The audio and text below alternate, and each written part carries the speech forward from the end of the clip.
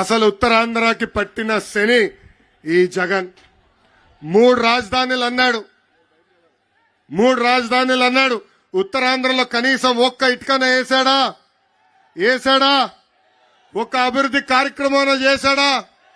విశాఖపట్నంలో ప్రజా ధనాన్ని లూటీ చేసి 500 కోట్ల రూపాయలతో ఒక ప్యాలెస్ కట్టుకున్నాడు తప్ప ఉత్తరాంధ్రకు చేసింది ఏమీ లేదు. విశాఖ రైల్వే జోన్ కి ఏర్పాటు చేసేదానికి భూమి కూడా ఈ ప్రభుత్వం ఇవ్వలేదు. మూటబడిన అన్ని షుగర్ ఫ్యాక్టరీలు తెరుస్తానని ఎన్నికల ముందల హామీ ఇచ్చి కనీసం ఒక్క ఫ్యాక్టరీ కూడా ఈ జగన్ తెరవలేదు.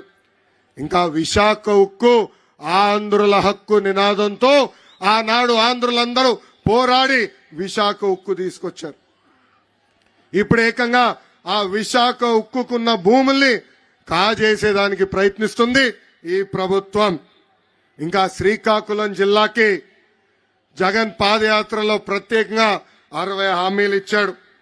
దాంట్లో ప్రధానంగా మనం చూస్తే పెండింగ్ ప్రాజెక్టులన్నీ పూర్తి చేస్తానని హామీ ఇచ్చాడు. పూర్తి చేశాడా అని ప్రజలందరిని అడుగుతున్నా. Vamsadhara Thotapalli right left canals Nagavali కరకట్టు పనులు పూర్తి చేస్తానని హామీ ఇచ్చాడు. పనులు కనీసం ప్రారంభించాడా అని ప్రజలందరినీ ఆలోచించమంటున్నా.